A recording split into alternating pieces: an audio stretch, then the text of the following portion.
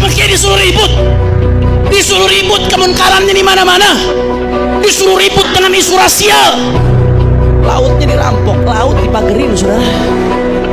Fir'aun, lu tau Fir'aun? Sejahat-jahatnya Fir'aun gak pernah magerin laut merah, saudara. Di laut dipagerin, liar aingnya. Udah gitu keluar sertifikat lagi di atas air. Mega Mendung aja yang susah keluar sertifikat masih banyak, saudara. Ini air bisa keluar sertifikat, edante. Itu kedaulatan pantai nggak main-main, saudara. Yang namanya di dalam kedaulatan sebuah negara, pantai itu punya peran vital. Kalau pantai udah dikuasain, saudara, kalau orang masuk lewat bandara bisa diawasin, masuk lewat pelabuhan bisa diawasin. Kalau dia udah megang pantai sebanyak-banyaknya, dia bisa masukin narkoba dari laut, siapa yang bisa ngawasin? Dia bisa masukin yang namanya senjata dari laut, siapa yang bisa ngawasin? Dia bisa masukin obat-obatan terlarang dari laut, siapa yang bisa ngawasin, saudara? Kedaulatan kita diobok-obok, lagi terancam. Habaib Mekah disuruh ribut urusan rasis.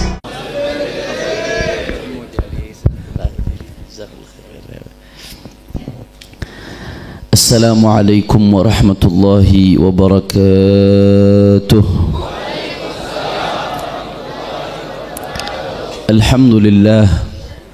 Alhamdulillahi rabbil alamin, wa bihi nasta'in ala umuri dunya waddin. Allahumma fasalli wa sallim wa barik wa karrim wa majjid wa azzim ala sayyidina wa habibina wa syafi'ina wa nuri qulubina Muhammad al-Fatih lima ughliqa wal khatim lima sabaq ناصر الحق بالحق والهادي إلى الصراط المستقيم وعلى آله وصحبه حق قدره ومقداره العظيم يا فتاح يا عليم أما بعد. Yang sama-sama kita hormati dan kita muliakan segenap abna dan keluarga besar daripada guru kita bersama almarhum al-maghfurlah Al-Habib Tahir Al-Haddad, wabil khusus guru kita Al-Habib Muhammad bin Tahir selaku ketua Ar-Rabitatul Alawiyah Bogor, juga Habib Alawi, Al-Habib Ali sahabat saya, Habib Hussein, Habib Abdullah, semuanya dan segenap keluarga besar beliau tidak saya sebutkan satu persatu. Begitu juga yang hadir bersama saya di sini adalah Habib Muhammad Hadi bin Yusuf Asy-Syatiri yang sekarang beliau melanjutkan ayahnya mengurus makam keramat Kampung Bandan dan semuanya, Habib Alwi Al-Jufri dan semua tidak saya sebutkan satu persatu tanpa mengurangi rasa hormat dan ta'zim saya kepada beliau semua. Kita doakan mudah-mudahan guru-guru kita Allah panjangkan umurnya, Allah sehatkan badannya, Allah jaga zahir batinnya, Allah menangkan perjuangannya. Amin ya rabbal.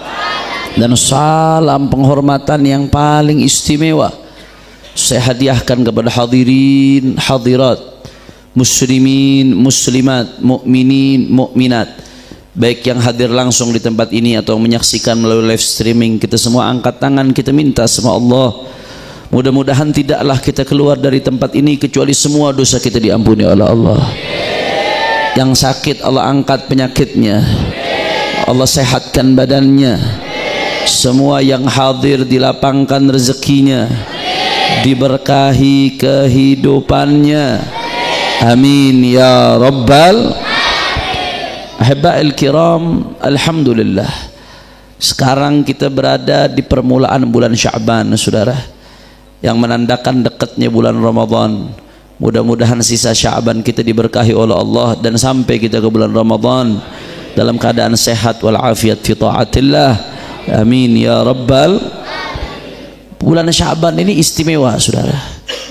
Saking istimewanya bulan Sya'ban dan saking banyak rahasia yang terkandung di dalamnya, sampai-sampai keistimewaan itu diuraikan oleh Syekh Masyayikhina Al-Allamah Fakhrul Hijaz Muhaddithul Haramain, Imamu Ahli Sunnati wal Jama'ati fi asrih, Abuya Sayyid Muhammad ibn Alawi ibn Abbas ibn Abdul Aziz Al-Maliki Al-Hasani Al-Idrisi, sebanyak 170 halaman lebih, saudara, uraian beliau tentang rahasia yang terkandung di dalam bulan Sya'ban di kitab beliau yang berjudul Madza fi Sya'ban, apa saja yang terkandung di dalam bulan Sya'ban.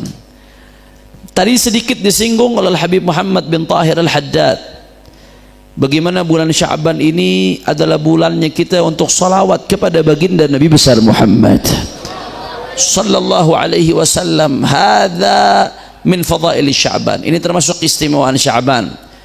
Banyak ulama meriwayatkan bahwasanya perintah salawat Allah turunkan di bulan Sya'ban. Pada bulan ini Allah Subhanahu wa taala menurunkan firman-Nya, innallaha wa malaikatahu yusalluna 'alan nabi ya ayyuhalladzina amanu sallu 'alaihi wa sallimu taslima. Allahumma salli ala sayyidina Muhammadin wa alihi wa sahbihi ajma'in. Saudara, dan enggak sampai di situ, saudara. Bulan Sya'ban ini di dalamnya ada satu malam yang istimewa, yang luar biasa, yang disebut dengan Lailatul Nisfi min Sya'ban, malam nisfu Sya'ban. Saking istimewanya dia punya banyak makna, punya banyak nama. Kathratul asma tadullu ala syarafil musamma. Banyaknya nama itu seringkali menunjukkan kemuliaan yang punya nama. Allah Subhanahu wa taala mulia, makanya nama-nama Allah banyak. Walillahil asmaul husna, 99 yang tercantum dalam satu hadis, belum yang lain-lain, saudara, di ayat-ayat lain, di hadis-hadis lain, saudara. Kalau Syekh Ahmad Al-Khalili Mufti Oman ngumpulin nama Asmaul Husna yang mansus, yang disebutkan baik di ayat atau di hadis, kurang lebih ada 124. 99 itu hanya yang di satu hadis, yang utuh di satu hadis, saudara. Kathratul asma tadullu ala syarafil musamma. Allah mulia, makanya nama-nama Allah banyak, nama-nama mulia Allah. Banyaknya nama mulia menunjukkan kemuliaan yang punya nama. Begitu pula baginda Nabi besar Muhammad sallallahu alaihi wasallam. Kalau kita lihat Dalailul Khairat, ada berapa nama Nabi sallallahu alaihi wasallam, saudara. Ini salah satu kemuliaan Rasulullah. Begitu pula malam nisfu Sya'ban. Malam nisfu Sya'ban saking mulianya, laha asami mubarakah. Dia punya nama-nama yang substantif, yang mengandung makna yang berkaitan dengan kemuliaannya, saudara. Di antaranya Lailatul Ijabah, malam nisfu Sya'ban yang bakal kita sambut bentar lagi. Dia disebut malam ijabah, malam dikabulkannya doa. Kenapa dia disebut malam ijabah? Karena dia termasuk khamsu layalin la yuraddu fihinna du'a, 1 dari 5 malam yang di dalamnya doa-doa tidak ditolak oleh Allah. Di antara 1 dari 5 malam tersebut adalah malam nisfu Sya'ban, saudara. Makanya alhamdulillah orang-orang tua kita dari dulu ngajarin, kalau malam nisfu Sya'ban jangan keluyuran, duduk di masjid rame-rame kumpul, baca Yasin, minta sama Allah Ta'ala. Karena emang tuh malam diobral sama Allah. Ijabah doa malam itu diobral sama Allah Ta'ala. Baca Yasin pertama diajarin sama orang-orang tua kita, niat panjang umur. Baca Yasin kedua, niat murah rezeki. Baca Yasin ketiga, niat biar husnul khatimah, saudara, atau dan lain sebagainya. Kadang-kadang beda guru, beda niat. Ala kulli hal, sama-sama baik, ibadallah. Luar biasa, jangan dilewatin nih kesempatan. Udah bener ajaran orang-orang tua kita, duduk di masjid baca Yasin munajat karena kita punya hajat. Tuh malam diobral sama Allah pengkabulan hajat, lantas kita lewati begitu saja. Alangkah bodohnya kita saat itu, saudara. Apalagi ini tahun, hati-hati nih. Ini malam nisfu Sya'ban bertepatan dengan 14 Februari, Valentine. Hati-hati anak-anak muda, bocil-bocil FF nih, saudara. Bocil-bocil Filpire makan seblak pakai ngasih coklat Valentine. Masya Allah, hati-hati saudara, jangan sampai malam nisfu Sya'ban yang begitu mulia dilewati dengan maksiat kepada Allah Subhanahu wa taala, dengan melaksanakan budaya kufar, budaya Valentine yang isinya hanya kemurkaan dari Allah Subhanahu. Nggak sampai di situ, saudara. Malam nisfu Sya'ban juga disebut dengan istilah Lailatul Takfir, malam pengguguran dosa. Bukan hanya Lailatul Takfir, dia juga disebut Lailatul Ghufran, malam ampunan dari Allah. Bukan hanya Lailatul Ghufran, dia juga disebut dengan Lailatul Itiq, malam di mana Allah obral setempel hamba bebas dari api neraka. Saudara, mudah-mudahan kita termasuk golongan tersebut insyaallah. Sebagaimana disebutkan dalam hadis yang diriwayatkan oleh Imam Ibnu Hibban wa sahhahahu, dan hadis ini dianggap sahih oleh Imam Ibnu Hibban. Saudara, kata Rasulullah sallallahu alaihi wasallam, yattali'ullah ila jami'i khalqih fi lailatin nisfi min Sya'ban fayaghfir li jami'i khalqih. Di malam nisfu Sya'ban, kata Rasulullah, yattali'ullah ila jami'i khalqih, Allah bakal pandang semua hamba-hambanya dengan pandangan rahmatnya Allah. Kalau hamba udah dipandang dengan pandangan rahmatnya Allah, fayaghfir li jami'i khalqih, maka yang mendapatkan pandangan Allah akan diampuni dosa-dosanya oleh Allah Ta'ala. Mudah-mudahan kita tuh malam termasuk yang dipandang dengan pandangan rahmat Allah. Bahkan gak sampai di situ, saudara. Kalau kita ngelihat hadis lain riwayat Imam Al-Baihaqi dalam Syu'abul Iman, Rasulullah sallallahu alaihi wasallam bersabda, kata Rasulullah sallallahu alaihi wasallam, atani Jibril faqala hadhihi lailatun nisfi min Sya'ban walillahi fiha utaqa bi'adadi syu'uri ghanami kalbin. Kata Rasulullah SAW, malaikat Jibril datang kepadaku di malam nisfu Sya'ban nih. Malaikat Jibril ngasih kabar, walillahi fiha utaqa. Kata malaikat Jibril, di malam nisfu Sya'ban Allah punya hamba-hamba yang Allah kasih status bebas dari neraka. Wah, bayangin tuh kalau udah dapat status bebas dari neraka, Allah bakal rubah hidupnya, bakal jadi baik sampai husnul khatimah. Saudara, itu malam dibagi sama Allah. Ada hamba-hamba yang Allah kasih stempel tiket bebas api neraka. Saudara, berapa jumlahnya Habib? 1000, 2000, 10.000, 100.000? Kata malaikat Jibril, bi'adadi syu'uri ghanami kalbin, jumlahnya sebanyak bulu-bulu yang ada di ghanami kalbin. Apa artinya ghanami kalbin? Ini kalau kita ngaji kagak pakai guru nih, ghanamu kalbin, buka kamus. Ghanam artinya kambing, kalbin artinya anjing. Sebanyak bulu-bulu kambing anjing, liar aing, nggak bakal ketemu tuh, sampai gigi bejenggot juga nggak bakal ketemu artinya, saudara. Makanya ngaji pakai guru, minimal baca keterangannya para ulama. Apa maksudnya ghanami kalbin? Ay ghanamu bani kalbin. Ternyata bani kalbin itu nama qabilatun kabiratun minal Arab, satu kabilah besar di tengah bangsa Arab. Kabilah ini, saudara, terkenal banyak miara kambing, paling banyak di antara kabilah-kabilah Arab yang lain. Orang Arab nih Pak paling demen makan kambing, tuh orang Arab tuh luar biasa. Ini kalau lihat YouTube di Saudi, di Dubai, di Oman, satu nampan satu ekor, saking demennya tuh. Insya Allah nih malam satu nampan satu ekor, insya Allah. Gobul. Itu akan terjadi kalau Habib Muhammad bin Tahir udah jadi Bupati Bogor. Jangan, saya nggak mau ngaminin, tanggung jawabnya berat di hadapan Allah Ta'ala, saudara. Soalnya saya cinta sama beliau. Saudara, ibadallah, orang Arab ini doyan kambing, luar biasa. Miara kambing tuh kebanggaan buat kabilah-kabilah yang ada di Arab, luar biasa, saudara. Orang Arab tuh kabilah, satu kabilah yang punya 1000 kambing, 10.000 kambing. Di antara kabilah-kabilah Arab yang ada saat itu, yang jumlah kambingnya paling banyak namanya kabilah tu Bani Kalbin. Kabilah Bani Kalbin itu jumlah kambingnya paling banyak, mungkin puluhan ribu jumlah kambingnya, saudara. Bayangin, kata malaikat Jibril, di malam nisfu Sya'ban Allah Ta'ala ampuni hambanya sejumlah bulu kambing yang dimiliki oleh Bani Kalbin. Itu berapa jumlahnya? Nggak usah kambingnya Bani Kalbin, satu kambing aja domba, saudara. Satu domba itu jumlah bulunya berapa? Yang bisa jawab saya kasih umroh. Sampai gigi bejenggot nggak bakal bisa jawab, saudara. Saking banyaknya, satu kambing itu puluhan bulu. Satu kambing itu, saudara, puluhan ribu bulunya. Kalikan puluhan ribu, saudara, nggak kehitung. La yuhsa wa la yu'ad. Hada ibaratun anil kathrah. Ungkapan itu nggak bisa diartikan secara tekstual, Tapi ungkapan itu ungkapan tentang saking banyaknya hamba yang malam itu dapat ampunan Allah, dapat predikat bebas api neraka.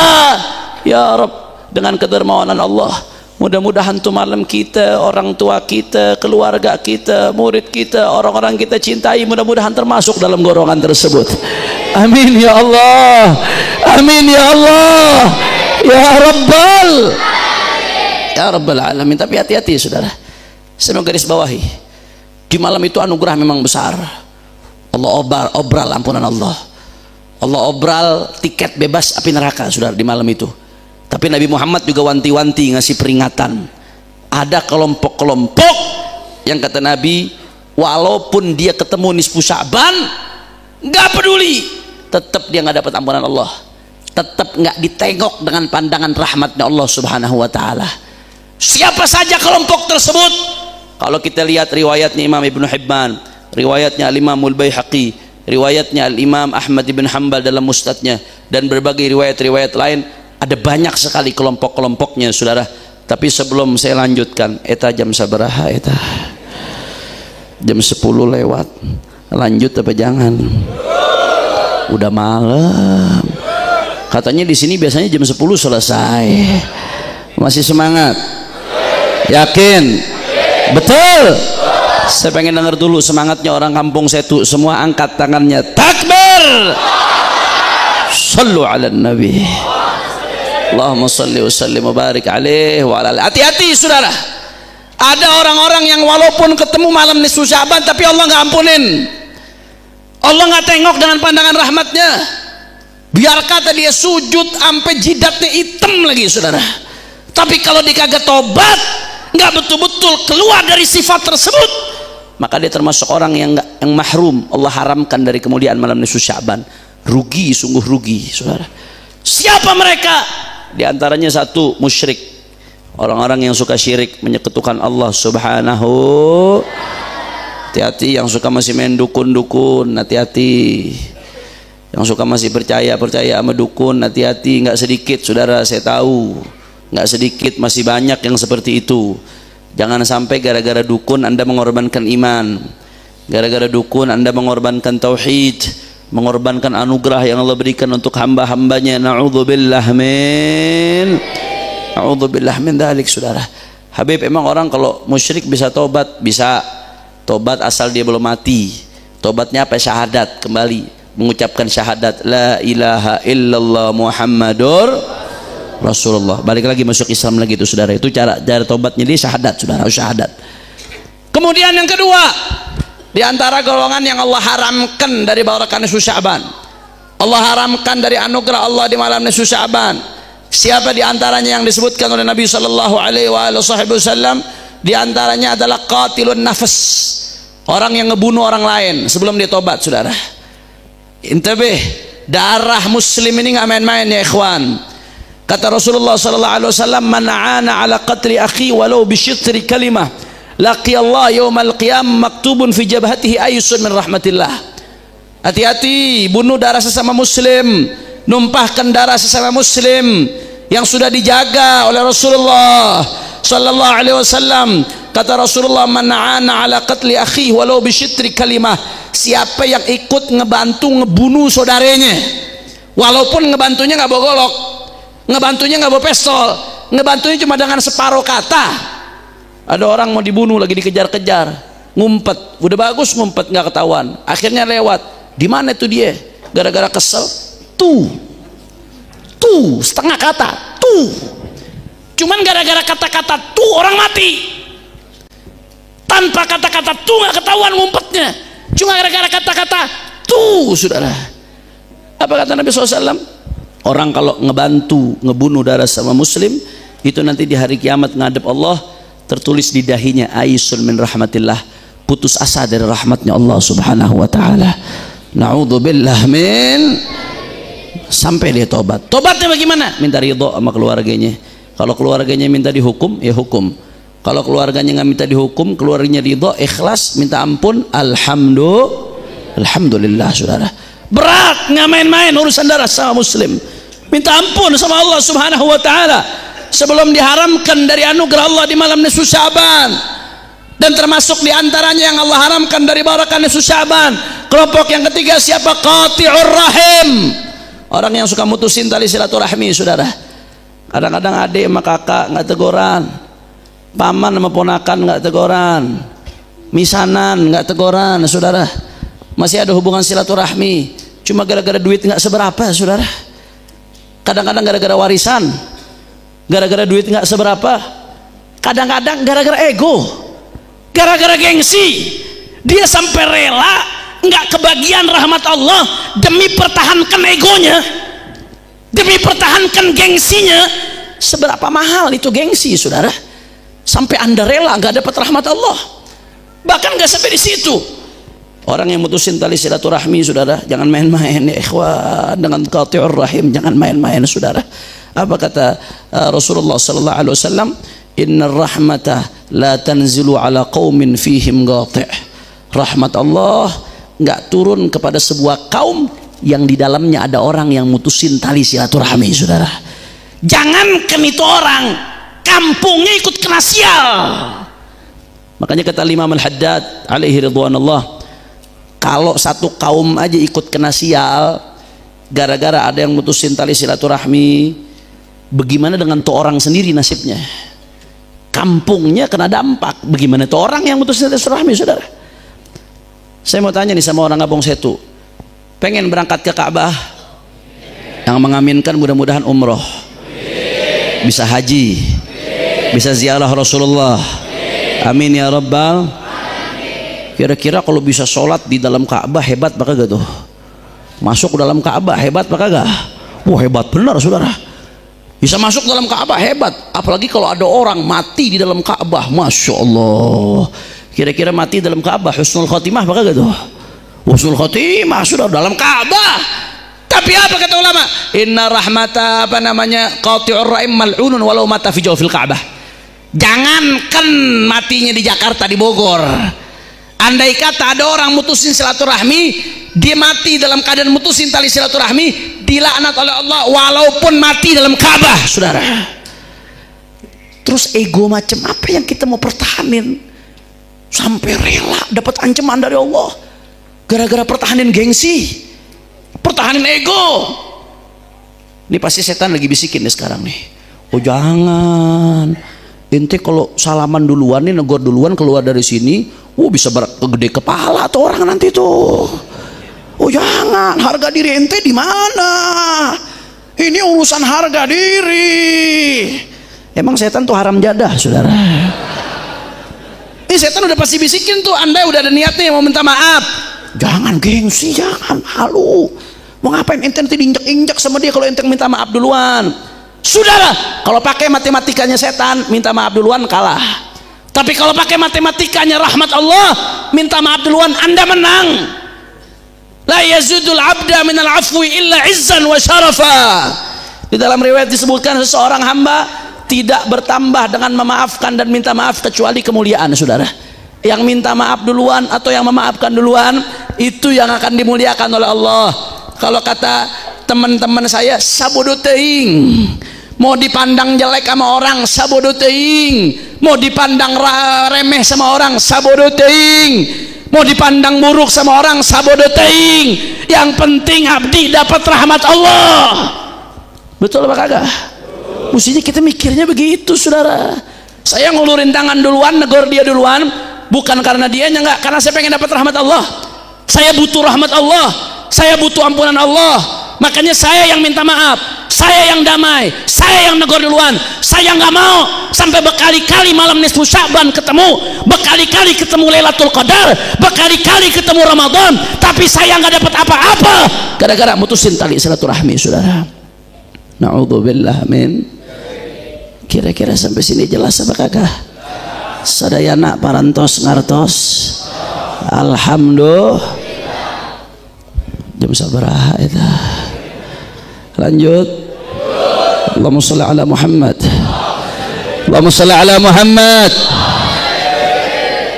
Yang keempat, saudara, di antara yang Allah haramkan dari rahmat Allah gara-gara di malam nisfu Sya'ban dia tetap nggak dapat rahmat Allah, nggak dapat ampunan Allah. Siapa saudara? Musyahin. Siapa itu musyahin?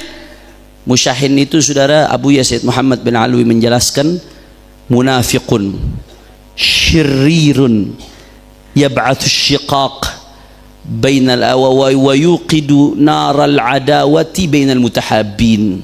Itu kata Abu Yazid Muhammad, makna musyahin, munafiqun syirrirun yab'athu syiqaq wa yuqidu naral adawati bainal mutahabbin. Musyahir yang disebutkan di banyak riwayat berulang-ulang, yang walaupun ketemu malam nisfu Sya'ban dia gak dapat apa-apa. Siapa? Seorang munafik yang syirir, yang bengis, artinya bengis. Kerjaannya apa? Ya ba'atsus syiqaq, nebar perpecahan di tengah umat. Wa yuqidu naral adawati bainal mutahabbin, kerjaannya adalah menyulut api permusuhan di antara orang-orang yang saling mencintai karena Allah Subhanahu wa taala. Misalkan ini Habib Ahmad nih, misalnya saya nih ya, sama Habib Muhsin berteman, sayang, cinta saudara. Misalkan nih contoh, cuman suatu hari Habib Ahmad lagi pegel sama Habib Muhsin, akhirnya curhat sama saya, emang si Muhsin ya begini begitu. Habib Muhsinnya kagak tahu nih, Habib Muhsinnya kagak tahu. Sebenarnya kalau selama dia kagak tahu mah adem-adem aja, ya gibah, salah, dosa. Cuman selama orang yang nggak tahu ya udah nggak jadi masalah. Dosanya dia sendiri ditelan saudara. Tapi saya begitu dengar itu dari Habib Ahmad, saya samperin Habib Muhsin. Beb, tahu nggak Beb? Ahmad ngomong begini, antum dibilangin begini Beb. Wallah kalil adab Beb. Dia ngomong begini sama antum. Ana ini karena ana sohib antum, makanya ana ngomong, ana cinta sama antum. Itu bukan cinta, syaitan itu saudara. Hati-hati, kadang-kadang kedoknya cinta tapi syaitan. Ente dengar orang ngomongin orang lain, kalau ente bisa tegur alhamdulillah bagus. Kalau ente nggak bisa tegur, minimal ente telan, masukin ke perut, buang air sama kotoran. Jangan ente bawa ke orang lain yang diomongin saudara. Hadza yazidu tin ballah. Itu yang bikin tanah jadi tambah becek saudara.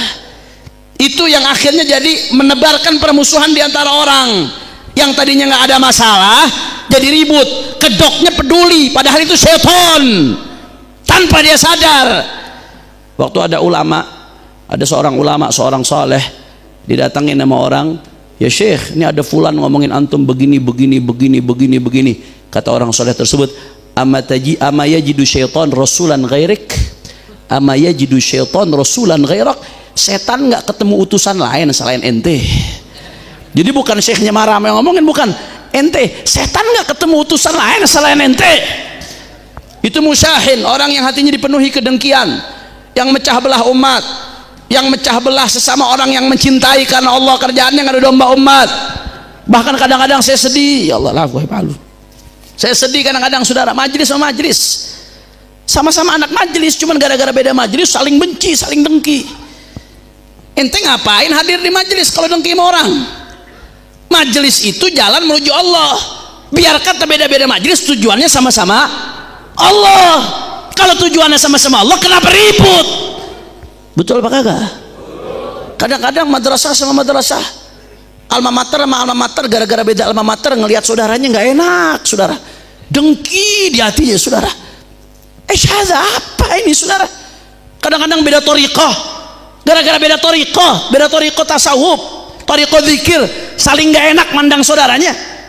Apa ini kedengkian di hati saudara? Kadang-kadang gara-gara beda ormas.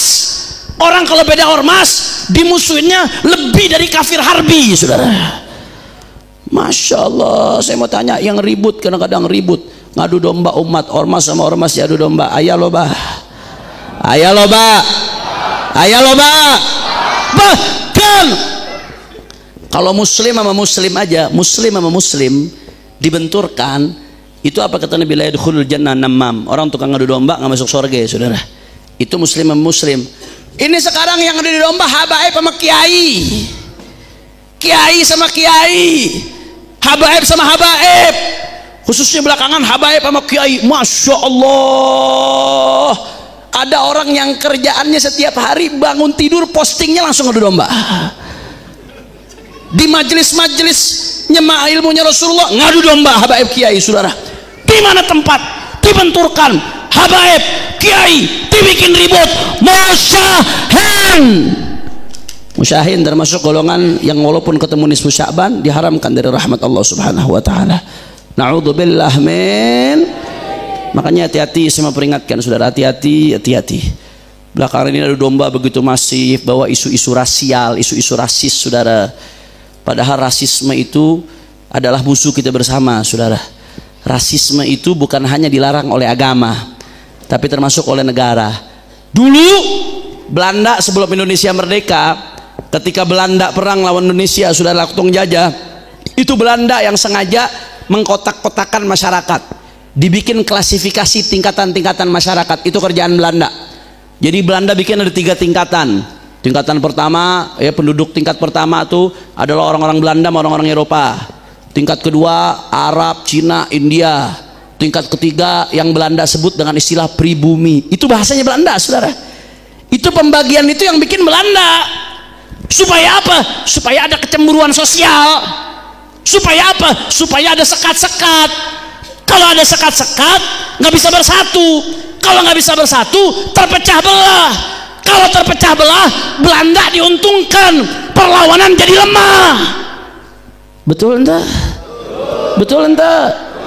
Itu kerjaannya Belanda. Sekarang setelah Indonesia merdeka ada yang mau jadi Belanda lagi saudara. Ada yang pakai strategi Belanda. Divide et impera saudara. Bu salah nyebut itu apa? Divide et, ya begitu dah pokoknya dah. Aing tak ngerti. Dipecah belah, belah bambu. Padahal begitu sebelum Indonesia merdeka ada yang namanya Sumpah Pemuda. Udah clear tuh pas Sumpah Pemuda. Kita menyatakan satu Indonesia. Ada lagi Sumpah Pemuda Arab menyatakan berbaur dengan Indonesia, nggak bisa dipisah-pisahkan saudara. Sebelum Indonesia merdeka, pas Indonesia merdeka kita deklarasi yang namanya Bhinneka Tunggal Ika. Walaupun beda-beda bahasa, beda-beda suku, beda warna kulit, beda budaya, bahkan beda agama sekalipun, tetap satu Indonesia. Betul tidak? Udah clear, udah selesai. Itu ada yang balik lagi mau ngadu domba umat, mau dibentur-benturkan, bawa-bawa isu rasial. Isu rasial ini sudah rasisme, bukan hanya di dalam agama ini tercela saudara. Di dalam undang-undang negara itu dianggap sebagai kriminal. Ada undang-undang anti diskriminasi rasial saudara. Bahkan di mata internasional itu dianggap aib. Ente kalau nonton Liga Champion, tahu Liga Champion? Ntar lagi Madrid lawan City playoff Liga Champion saudara. Lo kalau nonton Liga Champion itu kadang-kadang balehonya say no to rasisme. Say no to rasisme. Nonton liga di Eropa, say no to rasisme. Kenapa? Karena masyarakat internasional udah enak sama rasisme saudara. Masyarakat internasional udah benci sama rasisme. Itu tuh ada yang mau menghidupkan lagi fanatisme rasisme, adu domba atas nama rasis, atas nama suku, pengen dibenturkan. Musyahin. Ya Allah, Habib kayaknya mau dibikin ribut, dibikin dibentur-benturin umatnya supaya ribut. Begitu Habib Kiai ribut, akhirnya apa yang terjadi? Judi online makin merajalela di mana-mana saudara. Habib Kiai disuruh tutup mata. Saya mau tanya nih, di kampung-kampung yang kena judi online, ayah loba? Ayah loba? Data dari PPATK, perputaran uang haram dari judi online Anda tahu berapa saudara? Lebih dari 300 triliun dalam setahun. Bahkan itu orang yang kecanduan judi online lebih dari 3 juta orang. Yang lebih menyakitkannya lagi saudara, data dari PPATK, anak-anak kecil di bawah umur yang kecanduan judi online itu lebih dari 190.000 anak saudara. Terus Habaib makinya disuruh ribut urusan nasab. Bebegik ya. Betul entah? Betul entah? Umat lagi diacak-acak, Habib Kiai disuruh ribut saudara. Habib Kiai disuruh ribut, narkoba makin merajalela. Habib Kiai disuruh ribut, disuruh tutup mata, koruptor makin gila-gilaan. Kemarin tuh korupsi timah, lu gile, 271 triliun, penjaranya 6 tahun setengah. Astagfirullahaladzim. Saya mau tanya orang kampung saya tuh, ente tahu 271 triliun apa kagak? Tahu apa kagak? Itu kalau dibeliin seblak, satu gunung salak nih tenggelam saudara. 271 triliun, 18 keturunan kagak habis saudara. Tahu 1 triliun? 1 triliun itu 1000 miliar. 1 miliar 1000 juta. Berarti 1000 juta juta. Begitu Beb Hadi ya. Itu baru 1 triliun tuh. Ngitungnya aja liar aing saudara. Bagaimana nyolongnya? Masya Allah, 271 triliun, penjara 6 tahun setengah. Saya mau tanya nih orang kampung saya tuh, ente kalau dikasih 271 triliun tapi di penjara 6 tahun setengah, mau apa kagak? Ini calon-calon napi semua nih. Jangankan ente, kemarin saya nemenin imam besar di Cirebon ceramah bareng Kiai Sukron Ma'mun. Kiai Sukron hafizahullah taala. Kiai Sukron orang tua, udah CB 85 tahun umurnya. Kata beliau, jangankan 6 tahun setengah, 7 tahun pun saya mau di penjara. Masya Allah, 271 triliun dirampok, terus Habib sama Kiai disuruh ribut. Aduh, udah deh, akhirnya nanti Habib Muhammad dipanggil Polres lagi. Lanjut. Jamaah tolong jawab ya. Habib Kiai disuruh ribut, kemunkarannya di mana-mana, disuruh ribut dengan isu rasial. Lautnya dirampok, laut dipagerin saudara. Fir'aun, lu tau Fir'aun? Sejahat-jahatnya Fir'aun nggak pernah magerin laut merah saudara.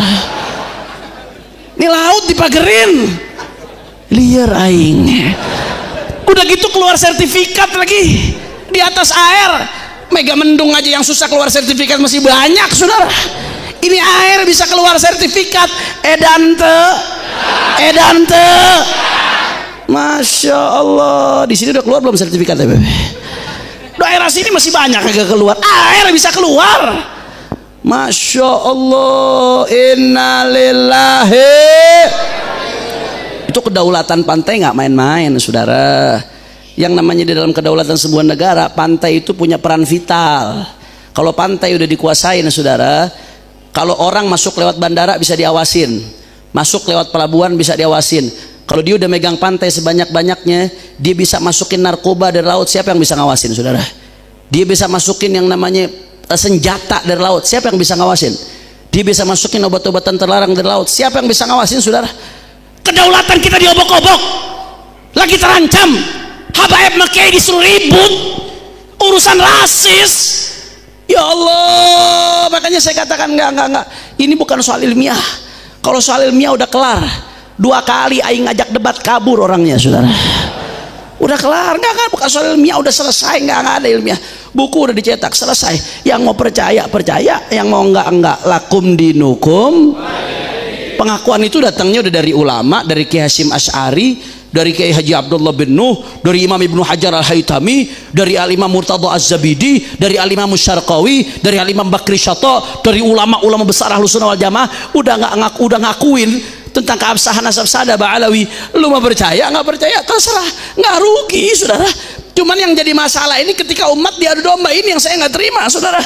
Makanya kami begitu nyusun buku, kami kasih judul Pengawal Persatuan Umat. Kenapa? Karena ini isu mau dipakai buat pecah belah umat saudara. Simpel. Kalau urusan percaya nggak percaya gampang. Ente kalau percaya sama habaib, saya doain besok mudah-mudahan di akhirat dikumpulin sama para habaib.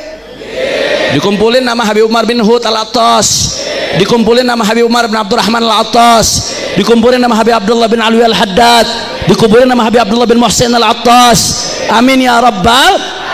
Nah kalau percaya sama dia, mudah-mudahan besok dikumpulin di akhirat sama Imat, sama Fuad Peleret, sama Mama Gupron. Selesai.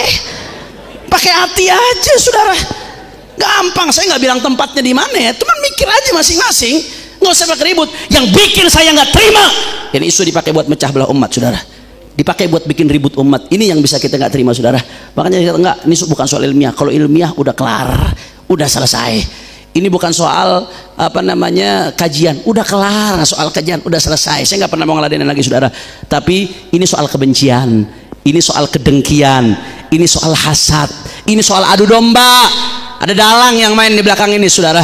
ada yang main di belakang ini, saudara. Makanya oleh karena itu saya sampaikan, saudara, ini nggak bisa kita diamkan, nggak boleh. Umat nggak boleh dipecah belah.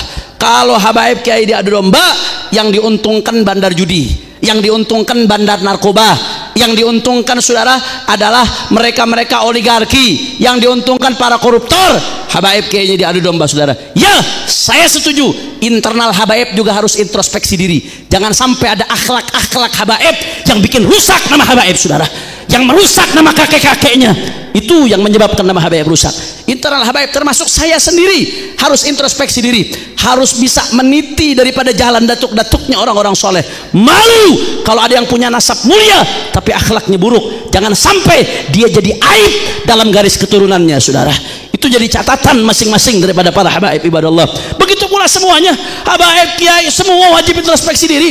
Hasibu anfusakum qabla an tuhasabu. Tapi hati-hati, jangan mau diadu domba, karena kalau habaib kiai diadu domba, yang diuntungkan bandar judi, bandar narkoba, koruptor, oligarki, mereka-mereka yang ingin merusak negeri, saudara.